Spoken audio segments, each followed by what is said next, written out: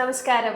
സാരംഗി മലയാളത്തിലേക്ക് വന്നിട്ടുള്ള പുതിയ നടിയാണ്, പുതുമുഖ നടിയാണ്. മലയാള സിനിമയുടെ ഒരു അടുത്തൊരു വരദാനമാണ്. ഇത്രയൊക്കെ പൊക്കിയാ പോരെ? അപ്പൊ സെറ്റ് ആയില്ലേ? ഓക്കെ. UK OK എന്ന മലയാള സിനിമയുടെ വിശേഷങ്ങൾ പങ്കുവെക്കാനാണ്, സാരംഗിയുടെ ഫസ്റ്റ് മൂവിയാണ്, അതിന്റെ വിശേഷങ്ങൾ പങ്കുവെക്കാനാണ് സാരംഗി ഇപ്പൊ എൻ്റെ കൂടെ ഇരിക്കുന്നത്. പറയൂ സാരംഗി, എന്തൊക്കെയാണ് സിനിമയുടെ A to Z കാര്യങ്ങൾ ഞങ്ങൾക്ക് അറിയണം. അയ്യോ, അങ്ങനെ ഞാൻ ഇപ്പൊ സിനിമ അങ്ങനെയല്ല, കഥ പറയണ്ട എനിക്ക്. നിങ്ങളുടെ സെറ്റിലുള്ള കഥകൾ പറഞ്ഞാൽ മതി. സിനിമ കഥ ഞങ്ങൾ തിയേറ്ററിൽ കണ്ടോളാം പ്രേക്ഷകരെ. പക്ഷെ എനിക്ക് സെറ്റിലുള്ള കഥകൾ, അത് ഞങ്ങൾക്ക് സ്ക്രീനിൽ കാണാൻ പറ്റത്തില്ലല്ലോ. ഓക്കെ, പറയൂ. സെറ്റിലുള്ള കഥകൾ എന്ന് പറഞ്ഞാൽ ഒരുപാടുണ്ട് കേട്ടോ. എനിക്കത് ഇന്നതായിട്ട് ഓർമ്മയില്ല. പക്ഷെ ഈ പറഞ്ഞ പോലെ ഞങ്ങളെല്ലാം അത്യാവശ്യം സിമിലർ ഏജ് ഗ്രൂപ്പ്സ് ആയതുകൊണ്ട് ഫുൾ ടൈം ട്രോളാ. അങ്ങോട്ടും ഇങ്ങോട്ടും ട്രോൾ ചെയ്യുക, കളിയാക്കുക. അതിപ്പോ ഡയറക്ടറിനോ ആക്ടറിനോ അങ്ങനെ ഒന്നും ഇല്ല, ഒരു വ്യത്യാസം ഇല്ലാതെ എല്ലാവരെയും കളിയാക്കും. ഡയറക്ടർ അത്യാവശ്യം ഏറ്റുവാങ്ങുകയും ചെയ്യും. ആക്ച്വലി അരുൺ ചേട്ടനാണ് ആ ശീലം കൊണ്ടുവന്നത്. അരുൺ ചേട്ടൻ അത്യാവശ്യം നല്ലപോലെ ഞങ്ങളൊക്കെ ട്രോളും. അപ്പൊ ഞങ്ങളും തിരിച്ചു കൊടുത്തു തുടങ്ങി. പിന്നെ ഒരു പോയിന്റ് കഴിഞ്ഞപ്പം അത് അങ്ങോട്ട് കൊടുക്കൽ വാങ്ങൽ ഒരു സംഭവമായി. പിന്നെ ഞാൻ കൂട്ടത്തിലേറ്റവും ഇളയതാ. അപ്പം എല്ലാവരും ഞാൻ ട്രോൾ ചെയ്യാലും അധികമൊന്നും പറയില്ല, അവരാ സ്പിരിറ്റിലങ്ങ് എടുക്കും. അതുകൊണ്ട് ഞാൻ രക്ഷപ്പെട്ടു പോയി. അല്ലെങ്കിൽ എനിക്ക് കുറച്ചുകൂടി അധികം കിട്ടിയതിനാണോ? എനിക്ക് കിട്ടാറുണ്ട്, കിട്ടാത്തോണ്ടല്ല, എനിക്ക് ഒരുപാട് കിട്ടുന്നുള്ളതുകൊണ്ടാണ് ഞാൻ എല്ലാവർക്കും കൊടുക്കുന്നത്. അതോ പോട്ടെ, കുഴപ്പമില്ല, ബുദ്ധിയില്ലാത്ത കുട്ടിയല്ലേ, അതുകൊണ്ട് ഒഴിവാക്കി വിട്ടതാണോ? നമുക്ക് ഡയറക്ടറോട് ചോദിക്കാം. ഫസ്റ്റ് സിനിമയാണ്, എങ്ങനെയായിരുന്നു സിനിമയിലേക്കുള്ള ഒരു കാൽവെപ്പ്? എങ്ങനെയായിരുന്നു? ഓഡിഷൻ വഴി വന്നതാണ്. അപ്പം ഞാൻ ഈ ഇൻസ്റ്റയില് നല്ല ആക്റ്റീവായിട്ട് ഡാൻസ് വീഡിയോസ് ഒക്കെ ഇട്ടുകൊണ്ടിരുന്നപ്പോൾ ഇതേപോലെ ഒരു ക്യാരക്ടറിന് ഫേസ് ആപ്റ്റായി തോന്നി എന്ന് പറഞ്ഞ് ഡയറക്ടർ അരുൺ ചേട്ടൻ മെസ്സേജ് അയച്ചു. ഓഡിഷൻ അറ്റൻഡ് ചെയ്തു. ക്യാരക്ടർ റോളിനായിരുന്നു ഓഡിഷൻ ചെയ്തത്. പിന്നെ ലാസ്റ്റ് ഈ ഞാൻ പ്ലേ ചെയ്ത ഹീറോയിൻ ക്യാരക്ടറിന്റെ പേര് ഏക എന്നായിരുന്നു. ഏകയുടെ ഒരു സീനും കൂടെ പെർഫോം ചെയ്യിപ്പിച്ച് നോക്കി. പിന്നെ ഒരു 1.5 മാസമൊക്കെ കഴിഞ്ഞപ്പോഴത്തേക്ക് ആ ക്യാരക്ടറിലോട്ടാണ് സെലക്ട് ആയെന്ന് പറഞ്ഞ് വിളി വന്നു. സന്തോഷം. പിന്നെ അതിനോടൊപ്പം പോയി. ആദ്യം പോകുമ്പോൾ ഭയങ്കര റിസർവ്ഡ് ആയിരുന്നു, ഭയങ്കര സീരിയസ് ആയിട്ടൊക്കെയാണ്. പിന്നെ എല്ലാം പോയി ഇട്ട മാസ്കല്ലേ. ഞാൻ ആദ്യം എനിക്ക് ഒരു കവർ ചെയ്ത്, അതെ ആദ്യമേ നമുക്ക് പോയി ഇങ്ങനെ ചളിയടിക്കാനൊക്കെ എനിക്ക് പേടിയായിരുന്നു. പിന്നെ സെറ്റായി മനസ്സിലായി, ഞാൻ മാത്രമല്ല ഇങ്ങനെ. അതെ കൂട്ടുകാരുള്ള എല്ലാവരും ഇങ്ങനെയാണെന്ന് മനസ്സിലായി. ഓക്കെ. സിനിമ എന്ന് പറയുമ്പോൾ നമുക്ക് കുട്ടിക്കാലം മുതലേ ഇതിലൊരു ആഗ്രഹം ഉണ്ടാവുമല്ലോ, സിനിമ കാണുമ്പോഴത്തേനും. അല്ലെങ്കിൽ ഓക്കെ, സിനിമ കണ്ട് നമ്മൾ ശരിക്കും പറഞ്ഞാൽ നമ്മൾ കാഴ്ചയിലൂടെയാണ് എല്ലാം ഇഷ്ടപ്പെടുന്നത്. ഒരു ഡ്രസ്സാണെങ്കിലും എന്താണെങ്കിലും കാഴ്ചയിലൂടെയാണ്.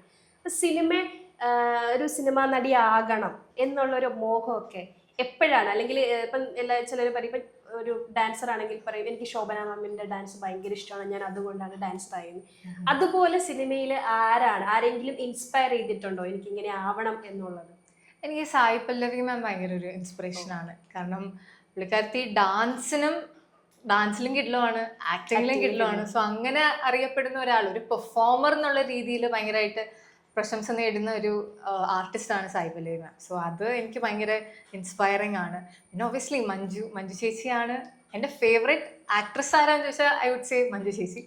പക്ഷെ ഒരു ഡാൻസും കൂടെ കമ്പൈൻ ചെയ്ത് എനിക്ക് തോന്നുന്നു സായി പല്ലവി മാമിന്റെ ഒരു, കാരണം നമ്മള് മലയാളികളാണ്, കുഞ്ഞിലെ കണ്ടു വന്നത് മഞ്ജു ചേച്ചിയാണ്. നമ്മൾ മഞ്ജു ചേച്ചി ആ ഒരു പൊസിഷൻ എപ്പോഴും തീർച്ചയായിട്ടുണ്ടല്ലോ. അത് സായി പല്ലവി ഇപ്പൊ റീസെന്റ് ഹിറ്റായി വന്നു. കാരണം മാമിന്റെ ഡാൻസ് ഒരു ഭയങ്കര ബാക്കിയുള്ളവരിൽ നിന്നും വേറിട്ട് നിൽക്കുന്ന, അല്ലെങ്കിൽ അത് എടുത്ത് നിൽക്കുന്ന ഒരു ഡാൻസ്. അതിന് ക്ലാസിക്കൽ എന്നുള്ളൊരു ഫോം അല്ല, ഏത് ഫോം ആണെങ്കിലും സോ ആ ഒരു എന്താ അറ്റൻഷൻ ഇത്രയും പേര് പെർഫോം ചെയ്യുമ്പോഴും പുള്ളിക്കാരിയിലോട്ട് നമുക്കൊരു പെട്ടെന്ന് നമ്മുടെ ഫോക്കസ് പോവല്ലോ, ആ ഒരു സ്ക്രീൻ പ്രസൻസ്. ഞാൻ കാര്യം ചോദിക്കട്ടെ, ഇപ്പം മഞ്ജു ചേച്ചി കുഞ്ഞുനാള് തൊട്ടേ ഇഷ്ടമാണെന്ന് പറഞ്ഞു, സായി പല്ലവി ഡാൻസ് പിന്നെ അവരുടെ അഭിനയവും ഇഷ്ടമാണെന്ന് പറഞ്ഞു. അപ്പോൾ മിക്ക ആളുകളും നമ്മളെല്ലാവരും പറയുന്ന പോലെ ക്യാരക്ടർ, ഒരു ആർട്ടിസ്റ്റ് ആയി കഴിഞ്ഞാൽ, ഒരു പ്രത്യേകിച്ച് ഇപ്പോൾ സംഗീത സാരംഗി ഇതിലും വലിയ അപമാനമൊന്നും ഇല്ല, കുഴപ്പമില്ല. സാരംഗി ഓക്കെ, സാരംഗി എന്റെ ബ്രദറിന്റെ പേര് സംഗീത. അപ്പൊ വലിയ പ്രശ്നമില്ല, അഡ്ജസ്റ്റ് ചെയ്തോളാം. സാരംഗി ഇപ്പം വലിയൊരു നടിയാവുകയാണ്. ഒരു എന്തായാലും ഇപ്പം ഒരു ഫസ്റ്റ് സ്റ്റെപ്പാണ്, ഈ സ്റ്റെപ്പുകൾ കയറി പോകട്ടെ എന്ന് പ്രാർത്ഥിക്കുകയാണ്. ഒപ്പം ഒരു നടിയായി കഴിഞ്ഞാല് അവരുടെ ആറ്റിറ്റ്യൂഡ്, ഇപ്പം നമ്മള് പല നടിമാരുടെ ആറ്റിറ്റ്യൂഡ്സ് കാണാറുണ്ട്. അവരിങ്ങനെ ഭയങ്കര കുറച്ചു പേർക്ക് കുറച്ച് അഹങ്കാരവും ചില അങ്ങനെയൊക്കെ ഉണ്ടല്ലോ. സോ അതിനെ കുറിച്ച് എന്താണ് സാരംഗി ഭാവിയിൽ ഒരു നടിയായാൽ ഞാൻ അങ്ങനെയൊന്നും ആവില്ല, അല്ലെങ്കിൽ എങ്ങനെയായിരിക്കണം ഒരു നടിയുടെ സ്വഭാവം, ബിഹേവിയർ പബ്ലിക്കില്? കാരണം നമ്മൾ പേഴ്സണലി നമുക്ക് ഒരുപാട് സ്വഭാവങ്ങൾ ഉണ്ടാവും നമ്മുടെ വീട്ടില്. പബ്ലിക്കിൽ പോകുമ്പോഴത്തേനും എങ്ങനെയായിരിക്കും ഞാൻ, അല്ലെങ്കിൽ എങ്ങനെയായിരിക്കണം എന്ന് പ്ലാൻ ചെയ്തിട്ടുണ്ടോ? അങ്ങനെ പ്ലാൻ ചെയ്തിട്ടുണ്ടോ എന്ന് ചോദിച്ചാൽ, ഈ പബ്ലിക്കിൽ വരുന്ന പബ്ലിക് ഫിഗേഴ്സ് നമുക്ക് അഹങ്കാരമായിട്ട് തോന്നുന്നത് അത് നമ്മുടെ ഒരു പെർസെപ്ഷൻ്റെയും കൂടെ പ്രശ്നമായിട്ടാണ് എനിക്ക് ഫീൽ ചെയ്യുന്നത്. കാരണം പലർക്കും പല ടൈപ്പ് ഓഫ് ക്യാരക്ടേഴ്സ് ആയിരിക്കും. അപ്പോൾ അവർ ചിലപ്പോൾ എല്ലാവരും ഭയങ്കര പബ്ലിക്കലി കംഫർട്ട് ആയിരിക്കില്ല. സോ അവർ ചിലപ്പോൾ ഒരു ഡിസ്റ്റൻസ് വെക്കും. അത് നമ്മളൊന്ന് മനസ്സിലാക്കിയാൽ അത് അഹങ്കാരവും ജാടയും ഒന്നും അല്ല എന്ന് നമുക്ക് മനസ്സിലാവും. പക്ഷെ പലരും അത് പല രീതിയിൽ അത് കമൻറ്റ് ചെയ്യും. അപ്പം ഞാൻ അങ്ങനെ ആവില്ല, അല്ലെങ്കിൽ അങ്ങനത്തെ ഒരു അങ്ങനെയൊന്നും എനിക്ക് പറയാൻ, ഞാൻ അങ്ങനെയൊന്നും ചിന്തിച്ചിട്ടില്ല സത്യം. അപ്പോൾ സാരംഗി ഇപ്പം ഒരു ഇനോഗ്രേഷൻ ചടങ്ങോ അല്ലെങ്കിൽ അങ്ങനെ എന്തെങ്കിലും പബ്ലിക്കിലേക്ക് പോവുകയാണ്, പോയി സാരംഗിയുടെ ഒരു വീഡിയോ അല്ലെങ്കിൽ എന്തെങ്കിലും ഒരു ചെറിയൊരു വീഡിയോ എന്തെങ്കിലും വൈറലാവുകയാണ്. വൈറലാകുന്ന സമയത്ത് നമുക്ക് കമന്റ് ചെയ്യാൻ ഒരുപാട് ചേട്ടന്മാരുണ്ട്. അപ്പം ഏതെങ്കിലും ഒരു നെഗറ്റീവ് കമന്റ് സാരംഗിക്ക് വന്നാൽ സാരംഗി എങ്ങനെയായിരിക്കും പ്രതികരിക്കുന്നത്? തിരിച്ച് ഇപ്പം ഞാനാണെങ്കിൽ കമന്റ് വായിക്കാത്ത ആളാ, ഞാൻ എന്റെ സത്യം വായിക്കാറില്ല. അപ്പോൾ അതുകൊണ്ട് എനിക്ക് ആ ഒരു പ്രശ്നം വരാറില്ല. പിന്നെ ആരെങ്കിലും എൻ്റെ കുറച്ച് ഫ്രണ്ട്സൊക്കെ എൻ്റെ പോസ്റ്റൊക്കെ റെഗുലർലി നോക്കുന്നവരുണ്ട്. അവരെന്തെങ്കിലും പറഞ്ഞാലേ ഞാൻ അറിയൂ അങ്ങനെ എന്തെങ്കിലും വന്നാൽ പോലും. സോ അതങ്ങനെ, അതുകൊണ്ട് എനിക്കത് ഞാൻ ഓക്കെ. അപ്പം ക്രിട്ടിസൈസ് ചെയ്യുന്ന ആരെങ്കിലും ഉണ്ടോ? എൻ്റെ ബ്രദറാണ് എൻ്റെ ഏറ്റവും വലിയ ക്രിട്ടിക്. സോ വീട്ടിൽ തന്നെ ഉണ്ട്, മീൻസ് ഇൻ എ ഹെൽത്തി വേ. അപ്പം എന്നെ ഏറ്റവും കൂടുതൽ വിമർശിക്കുന്നത് ഞാൻ ശരിയായില്ല, ഞാൻ ചെയ്തത് എന്തെങ്കിലും ശരിയായില്ലെങ്കിൽ എന്നെ മുഖത്ത് നോക്കി അത് ശരിയായില്ല, നിനക്ക് അതിനേക്കാളും നല്ലപോലെ ചെയ്യായിരുന്നു എന്ന് പറയും. അങ്ങനെ ഒരു കൺസ്ട്രക്റ്റീവ് ക്രിറ്റിസിസം ആണ് നമുക്ക് ആവശ്യം. അല്ലാതെ ചുമ്മാ റീലിന്റെ അടി കയറി കമന്റ് ചെയ്യുന്ന അതൊരു ക്രിറ്റിസിസം ആയിട്ട് പോലും നമ്മൾ കാണാൻ, ക്രിറ്റിസിസം അല്ല, അത് പ്രത്യേകിച്ച് പണിയില്ലാതിരിക്കുന്ന ആൾക്കാർ, അത് അവരുടേതായ ഫ്രീഡം, അത് എടുക്കണോ വേണ്ടത് നമ്മുടെ ഒരു ഫ്രീഡം. അങ്ങനെ കണ്ടാൽ മതി, അതാണ് നമ്മുടെ ആരോഗ്യം. അപ്പം ഈ സാരംഗി ഒരു മെസ്സേജ് കൂടെയാണ് കൊടുക്കുന്നത് അല്ലെ ബാക്കി ആക്ട്രസസിനും കൂടെ, റൈറ്റ്? ഞാൻ അങ്ങനെ പറഞ്ഞോട്ടെ അതിനെ. കാരണം കമന്റ് ചെയ്യാനുള്ള ആൾക്കാർ കമന്റ് ചെയ്യും. Comment box is always open. നമുക്ക് ആരുടെയും വാടച്ച് വെക്കാൻ പറ്റത്തില്ല. ഒരു സംസാരിച്ചോട്ടെ, അത് എത്രത്തോളം നമ്മൾ ഉള്ളിലോട്ട് എടുക്കണം എന്നുള്ളത് നമ്മുടെ ഫ്രീഡമാണ്. അത് നല്ലതാണെങ്കിൽ എടുക്കൂ, ഇല്ലെങ്കിൽ വേണ്ടാത്തതാണെങ്കിൽ അത് അവിടെ വിട്ടേക്കൂ എന്നുള്ളത് പറയാനുള്ളൂ. അതിൽ പിന്നെ ഇപ്പൊ നമ്മള് ജാട അഹങ്കാരം എന്നൊക്കെ പറയുന്നെങ്കിൽ നമുക്കുള്ളിലൊരു മനസാക്ഷിയോടെ നമുക്കറിയാമല്ലോ നമ്മൾ എങ്ങനെയാ പെരുമാറിയത്. ചിലപ്പം ആൾക്കാർ പബ്ലിക് സോഷ്യലി ആങ്ഷ്യസ് ആവുന്നതുകൊണ്ടാവാം ആൾക്കാർ പല രീതിയിൽ പെരുമാറുന്നത്. ഇപ്പം ഞാനാണെങ്കിൽ പോലും പെട്ടെന്നൊരു വലിയ ക്രൗഡിൻ്റെ ഇടയിൽ വരുമ്പം ഞാൻ ആങ്ഷ്യസ് ആയിട്ടുണ്ട് ചില സിറ്റുവേഷനിൽ. പിന്നെ ഞാൻ ഈ കുറച്ചധികം സംസാരിക്കുമ്പം ഭയങ്കര കുറച്ച് ഓടി നടക്കുന്ന ഒരു ക്യാരക്ടർ, ഈ വെഗിളി എന്നൊക്കെ പറയത്തില്ല, അങ്ങനത്തെ ഒരു പേഴ്സണാണ് വെഗിളി. ഞാൻ എന്നെ സ്വന്തമായിട്ട് പറയുന്നത് വെഗിളി. അതെനിക്ക് മനസ്സിലായി, കണ്ടപ്പോഴേ നമ്മൾ ഇഷ്ടപ്പെട്ടു. തിരിച്ചടിക്കാൻ എനിക്ക് അറിയാം. അപ്പൊ അതുകൊണ്ട് അത് ഞാൻ പറയാ, ഇങ്ങനെ സംസാരിക്കുന്നവർക്ക് പബ്ലിക്കിൽ അത്യാവശ്യം നമ്മളിപ്പോ ഒരാളുടെ ക്യാരക്ടറോ അല്ലെങ്കിൽ അതിനെ പല രീതിയിൽ ആൾക്കാർ ഇന്റർപ്രറ്റ് ചെയ്യുന്ന ആൾക്കാരുണ്ട്. പെൺകൊച്ചിന് ഇളക്കം കൂടുതലാ, എന്തുകൊണ്ടാ അറിയോ എനിക്ക് കണക്ട് ആയി, നമ്മൾ കണക്ട് ചെയ്ത് ഞാനും അങ്ങനെ തന്നെയാണ്. അപ്പൊ പബ്ലിക്കിൽ പോയാൽ നമ്മൾ ആരെങ്കിലും ഓക്കെ ആണ്, ഞാൻ എനിക്കൊരു 5 മിനിറ്റ് മതി, അപ്പോഴത്തേക്ക് ഞാൻ സെറ്റ് ആയി കമ്പനി അടിക്കും, നമ്മള് ഫുള്ള് കമ്പനി അടിക്കും. പക്ഷെ കാണുന്നവർ പലതും പറയും. പിന്നെ നമ്മുടെ ഞാൻ കേട്ടിട്ടുണ്ട് അങ്ങനെ. അപ്പൊ എനിക്കത് വിഷമം ഉണ്ടായിട്ടുണ്ട്. പക്ഷേ അത് വിഷമിക്കേണ്ട അല്ല, അപ്പൊ പിന്നെ എന്തിനാ വെറുതെ, അത് നമുക്കൊരു എനർജിയാണ് തരുന്നത്. പക്ഷെ ഈ പറഞ്ഞല്ലോ, അതുകൊണ്ട് ഞാൻ കുറച്ചൊക്കെ കോൺഷ്യസ് ആയി. ഇപ്പൊ എല്ലായിടത്തും നിന്നിപ്പോ ഞാൻ എങ്ങനെയാണോ നിൽക്കുന്നത് അതേപോലെ എനിക്ക് നിൽക്കാൻ പറ്റില്ല. അതുകൊണ്ട് അതൊക്കെ എനിക്ക് തോന്നുന്നത് വിത്ത് എക്സ്പീരിയൻസ് ഞാനും പഠിച്ചു വരുന്നതേ ഉള്ളൂ. തീർച്ചയായിട്ടും സിനിമയിൽ നിന്നാണ് സിനിമ പഠിക്കുന്നത്. അതെ അതെ, അതങ്ങനെ പറ്റും. നമ്മളിപ്പം ഒരു സ്കൂൾ ലൈഫ് ഫസ്റ്റ് സ്റ്റാർട്ട് ചെയ്യുമ്പോൾ എങ്ങനെയാ, സ്കൂളിൽ പോയിട്ടാണ് നമ്മൾ സ്കൂളിൽ എന്താണ് പാഠപുസ്തകം മാത്രമല്ല സ്കൂളിൽ എന്താണ് നടക്കുന്നത് നമ്മൾ പഠിക്കുക എന്ന് പറയുന്ന പോലെ ഒരു വിദ്യാലയത്തിലാണ്. ഫാമിലിയില് ബ്രദറിനെ കുറിച്ച് പറഞ്ഞു, സംഗീത്. വേറെ ആരൊക്കെയുണ്ട് ഫാമിലിയില്?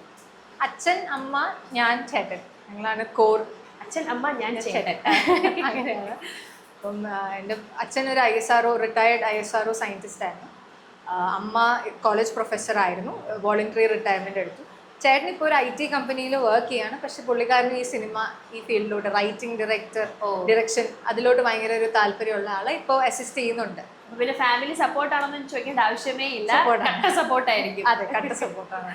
ഓക്കെ. പിന്നെ എനിക്ക് വേറൊരു കാര്യം കൂടെ ചോദിക്കാനുള്ളതെന്ന് വെച്ച് കഴിഞ്ഞാല് ഇപ്പം ഈ സിനിമയിലേക്ക് ഇങ്ങനെ ഫസ്റ്റ് വരുന്ന സമയത്ത് എന്താ പറയാ നമ്മളൊരു ഇതെടുക്കൂല, ഒരു ഡിസിഷൻ എടുക്കത്തില്ലേ സംടൈംസ്? അങ്ങനെ എന്തെങ്കിലും ഒരു ഡിസിഷൻ എടുക്കണം, ഞാനൊരു നയൻതാരയാകുമെന്നോ? അതൊക്കെ ഡിസിഷൻ അല്ല, അതൊക്കെ ആഗ്രഹമാണ്. അല്ല, അങ്ങനെ ഡിസിഷൻ എടുക്കണം എന്നാണ് ഞാൻ പറയുന്നത്. അങ്ങനെ ഒരു നമ്മള് മാത്രം ഡിസിഷൻ എടുത്തിട്ട് കാര്യമില്ലല്ലോ, പ്രേക്ഷകർക്കൂടെ. അല്ല, ഒരു ചൊല്ലുണ്ട്, കുന്നോളം ആഗ്രഹിച്ചാലേ കുന്നുക്കുരോളെങ്കിലും കിട്ടൂ എന്ന് പറയും. അതെ, ആഗ്രഹമുണ്ട് കേട്ടോ, ആഗ്രഹം ഇല്ലാന്നൊന്നും ഞാൻ കള്ളപറഞ്ഞു, നല്ല ആഗ്രഹമുണ്ട്. അപ്പൊ നമുക്ക് എപ്പോഴും ഈ വലിയ വലിയ ആളുകളൊക്കെ ഇങ്ങനെ ക്ലാസ് ഒക്കെ എടുക്കുമ്പോ പറയും നമുക്കൊരു എയിം വേണം, ആ എയിമിലേക്ക് നമ്മള് ഫോക്കസ് ചെയ്യണം എന്ന് പറയുന്നത്.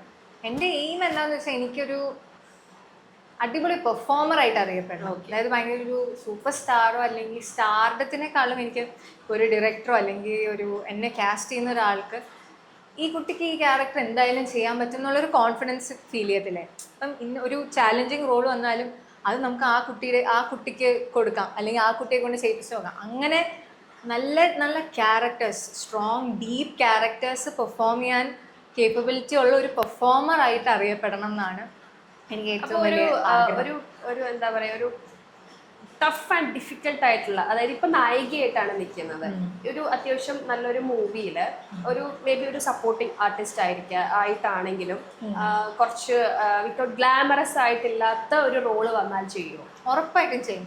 അവിടെ നമ്മൾ ക്യാരക്ടർ വരുമ്പോൾ അവിടെ ഗ്ലാമറോ ഭംഗിയോ ഒന്നും നോക്കിയിട്ട് മേക്കപ്പിനും ഗ്ലാമറസിനും ഒന്നും വലിയ ഇമ്പോർട്ടൻസ് കൊടുക്കുന്നില്ല. മീൻസ് ഒബ്വിയസ്ലി ആ ക്യാരക്ടർ എന്താണോ ഡിമാൻഡ് ചെയ്യുന്നത് അതിന് ഫുള്ളി 100% ജസ്റ്റിഫൈ ചെയ്യുന്ന എന്ത് അപ്പിയറൻസ് ആണോ അതിലോട്ട് പോകാൻ ഞാൻ ക്യാരക്ടറിന് എന്താണോ വേണ്ടത് അതിലേക്ക് ചേഞ്ച് ആവാൻ റെഡി. ഒരു മടിയില്ല. അങ്ങനെ അതില് ഭംഗിയായിരിക്കണം, മുടി ഇങ്ങനെ നടക്കാം, അങ്ങനെ അല്ല. കാരണം ഇന്ന് ഇപ്പൊ സിനിമയിൽ, മലയാള സിനിമയിലുള്ള ചിലരെങ്കിലും ഈ പറയുന്ന പോലെ ഇല്ല എനിക്കത് വേണം, എനിക്ക് ഇങ്ങനെ വേണം എന്ന് ചെറുതായിട്ടെങ്കിലും വാശി പിടിക്കുന്ന നടിമാരുണ്ട്. സോ നമ്മളിപ്പം അവരെയും കാണുന്നത് കൊണ്ടാണ് നിങ്ങളെപ്പോലുള്ള പുതിയ ആളുകൾ വരുമ്പോഴത്തേനും ഇല്ല ഇവരെങ്ങനെ ആയിരിക്കും, അല്ലെങ്കിൽ ഒരു ആർട്ടിസ്റ്റ് എന്ന രീതിയിൽ ഇല്ല. എനിക്ക് അങ്ങനെ പേഴ്സണലി അങ്ങനെ ഒട്ടുമില്ല. എനിക്ക് എന്താണോ, എനിക്ക് നല്ല നല്ല ക്യാരക്ടേഴ്സ്, ആ നല്ല ഡീറ്റെയിലിംഗ്, നല്ല ലെയേർഡ് ക്യാരക്ടേഴ്സ് പെർഫോം ചെയ്യാൻ കിട്ടണേ എന്നാണ് എൻ്റെ ആഗ്രഹം. സാധിക്കും. രഞ്ജിത്തുമായിട്ടുള്ള സീക്വൻസ് ഒക്കെ എങ്ങനെയായിരുന്നു? ഈസി ആയിരുന്നോ അതോ ഭയങ്കര ടഫായിരുന്നോ? അത് രഞ്ജിത്തുമായിട്ട് നല്ല ഈസി ആയിരുന്നു. കാരണം ഈ പറഞ്ഞ പോലെ ഞങ്ങൾക്ക് കൂടുതലും മ്യൂസിക് സോങ് കട്ട്സ് ആയിരുന്നു കൂടുതൽ വരുന്നത്. അപ്പം ഈ രഞ്ജിത്ത് ആദ്യം കുറച്ച് ദിവസം കഴിഞ്ഞപ്പോൾ തന്നെ നമ്മൾ നല്ല കമ്പനിയായി, സിങ്കായി, ഒരുപാട് സംസാരിച്ചു. സോ അതുകൊണ്ട് ആ പ്രോസസ്സ് എൻജോയബിളായി. അവിടെ ഒരു സ്ട്രെസ്സോ ടെൻഷനോ ഒന്നുമല്ല, കൂടുതലും ഫണ്ണായി. പിന്നെ ഞങ്ങൾ ഈ 6 പേര് ഞാൻ പറഞ്ഞല്ലോ, അപ്പം ഞങ്ങൾ എല്ലാവരും കൂടെ ഉള്ള സീക്വൻസസ് ആയിരുന്നു കൂടുതലും. സോ അതിൻ്റെതായ ഒരു രസമുണ്ടായിരുന്നു. എപ്പോഴും അവിടെ ഇവിടെ അങ്ങോട്ടും ഇങ്ങോട്ടും കമന്റ് എഡിറ്റ് റോള് അങ്ങനെ അങ്ങനെയൊക്കെ കിട്ടി, അങ്ങനെ നമുക്ക് ആ ഒരു ഇന്ന ഷോട്ട് എടുക്കുക. ആ ഒരു സീക്വൻസ് എടുക്കുന്ന സമയത്ത് ഡയറക്ടർ കഷ്ടപ്പെടേണ്ടി വന്നില്ല, അങ്ങനെ അഴിച്ചു വിട്ടേക്കുക. നമ്മൾ ആക്ച്വലി ആക്ഷൻ പറഞ്ഞിട്ട് അവിടെ കിടന്ന് അലമ്പ് കാണിക്കത്തില്ല, അങ്ങനെയൊന്നുമില്ല, അത്ര മോശമില്ല.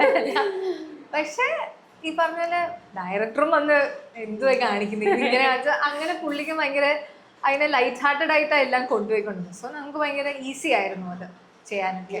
ശരിക്കും സാരെങ്കിലും ഞാൻ വലിയൊരു നടിയെ കാണുന്നുണ്ട്. സീരിയസ്ലി ഇത്രയും സംസാരിച്ചതില് പേഴ്സണലി സീരിയസ്ലി ഇതെനിക്ക് പൈസ തന്നിട്ട് പറയുന്നതല്ല, സീരിയസ്ലി എനിക്ക് സംസാരിച്ചപ്പോ എനിക്ക് അങ്ങനെ തന്നെയാണ് ഫീൽ ചെയ്തത്. കാരണം എപ്പോഴും നമ്മൾ ഒരു പേഴ്സൺ ആരെങ്കിലും ആകണം എന്ന് തീരുമാനിക്കുന്ന സമയത്ത് നമ്മളൊരു ഡിസിഷൻ എടുക്കുമല്ലോ. അപ്പം ആ ഡിസിഷൻസ് എല്ലാം കയ്യിൽ കൂടെ പിടിച്ചിട്ട് മുമ്പോട്ട് വലിയ വലിയ നല്ല ക്യാരക്ടർ, ആളുകൾ ശ്രദ്ധിക്കപ്പെടുന്ന നല്ല ക്യാരക്ടറുകൾ കിട്ടട്ടെ എന്ന് ഞാൻ എൻ്റെ ഭാഗത്തുനിന്ന് വിഷ് ചെയ്യാണ്.